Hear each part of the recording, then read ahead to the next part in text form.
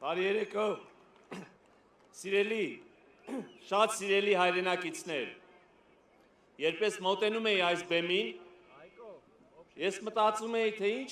ստից սխալ լեգենդներ են պտտվում, Գեղարքունիքը սառն է, սիրելի հայրենակիցներ, եղանակը գուցե և մի քիչ սառնություն է անում, բայց այն ջերմությունը, որ դուք ցույց եք տվել այս երկու օրերի ընթացքում մեզ, ստիպում է ինձ մտածել, որ Գեղարքունիքը Հայաստանի ամենատաք մարզերից մեկն է։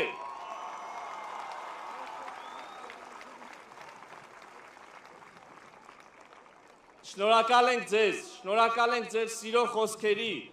գնահատանքի խոսքերի, ջերմ ընդունելության, քաջալերանքի համար, երախտապարտ ենք ձեզ։ Սիրելի հայրենակիցներ, մի քանի օրից հունիսի 7-ին տեղի են ունենալու հերթական խորհրդարանական ընտրություններ։ Այս ընտրությունները, որքան էլ հերթական,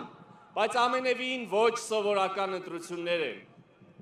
Սիրելի ժողովուրդ, սրանք առաջին ընտրություններն են մեր պատմության մեջ, պատկերացնում եք առաջին ընտրությունները մեր պատմության մեջ, որ տեղի են ունենում խաղաղության պայմաններում։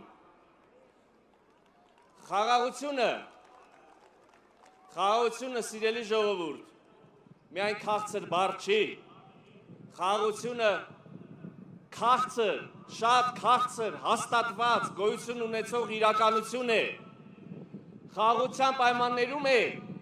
որ մեր զինվորները այլևս չեն զոհվում սահմանում։ Խաղաղության պայմանում է,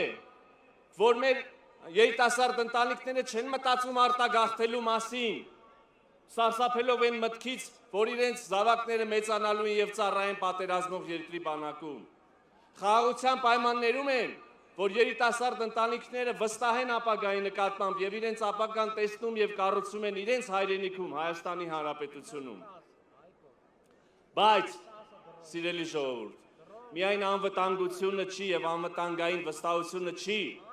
որ բերում է խաղաղությունը։ Խաղաղությունը արդեն իսկ հաստատման պահից էականորեն ամրապնդել և ամեն վայրկյան շարունակաբար ամրապնդում է մեր ինքնիշխանությունը և անկախությունը։ Խաղաղությունն է, որ մեր երկրի առջև բացում է աննախադեպ մեծ տնտեսական զարգացման հնարավորություններ, որ ապաշրջափակում է ենթակառուցվածքներ և Հայաստանը տնտեսական փակուղուց վերածում է խաչմերուկի, խաղաղության խաչմերուկի, որ Հայաստանը սեպից վերածում է արևմուտքի և արևելքի միջև շատ կարևոր հանգույցի, շատ կարևոր կամուրջի։ Խաղաղությունն է, որ մեր երկիրը տնտեսապես գրավիչ է դարձնում ամենատարբեր գործընկերների համար։ Խաղաղությունն է, որ մեզ թույլ է տալիս լրջորեն զբաղվել տնտեսական դիվերսիֆիկացիայով, այն է հումքի և մատակարարման, սպառման, նոր շուկաների բացահայտմամբ և նոր գործընկերությունների հաստատմամբ։ Ես ուզում եմ մի թարմ օրինակ ուղղակի բերեմ այս տնտեսական դիվերսիֆիկացիայից։ Սիրելի ժողովուրդ, լսել եք, վստահ եմ, վերջին օրերին, վերջին շաբաթներին Ռուսաստանի Դաշնությունը հայտարարել է, որ փակում է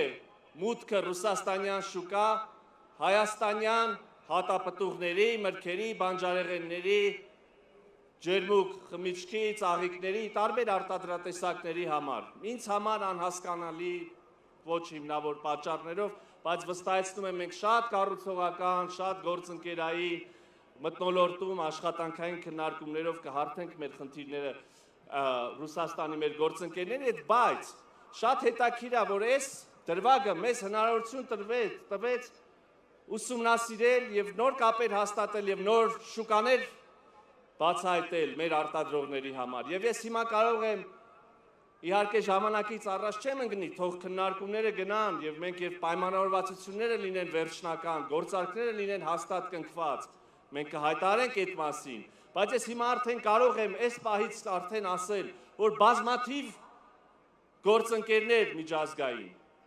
և չեմ վարանի ասել, Եվրոպական միության երկրներից, ամենահյուսիսից հարավ, արաբական երկրներից, մեր անմիջական հարևանությամբ, Թուրքիայում, տարբեր բիզնես գործընկերներ հետաքրքրված են մեր արտադրողների հետ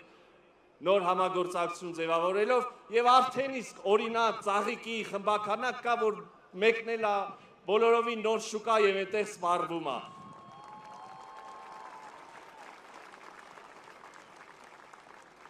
Որևէ հարցում, ինչպես որևէ այլ հարցում, այս հարցում եւս սիրելի ժողովուրդ, այս կառավարությունը ձեզ խնդրի առջև մենակ չի թողելու, բացառվում է, մոռացեք, մենք կլուծենք ձեր հարցերը։ Բայց ես ուրիշ բանով եմ ուզում ավարտել։ Այս պատմության մեջ մի հատ շատ այլ հետաքրքիր շերտ կա։ Այս քանի օրը ուրեմն տարբեր քաղաքացիներ մոտենում են ինձ, իմ գործընկերներին եւ մի միտք են ասում, տարբեր բառերով, տարբեր ձևակերպմամբ, մի բառ էսկոմ ենկոմ, բայց միտքը նույնն է։ Ես այդ մտքի այսօրվա մի ձևակերպում ասեմ, ձեր հետ կիսվեմ, մի քաղաքացի, մի ելակ արտադրող այսօր մոտեցել է ինձ եւ ասում է հետեւյալը։ Այդ մարդը ասում է, պարոն Միրզոյան, մենք մեր անկախությունը ելակի դիմաց չենք զիջելու։ Մենք մեր անկախությունը ելակի դիմաց չենք զիջելու։ Սիրելի ժողովուրդ, ես հպարտանում եմ, ես հիանում եմ ձեր իմաստությամբ, ես հիանում եմ ձեր քաջությամբ եւ ես հիանում եմ ձեր ամրությամբ։ Կեցեք դուք, կեցե Հայաստանի ժողովուրդը, կեցե Հայաստանի Հանրապետությունը։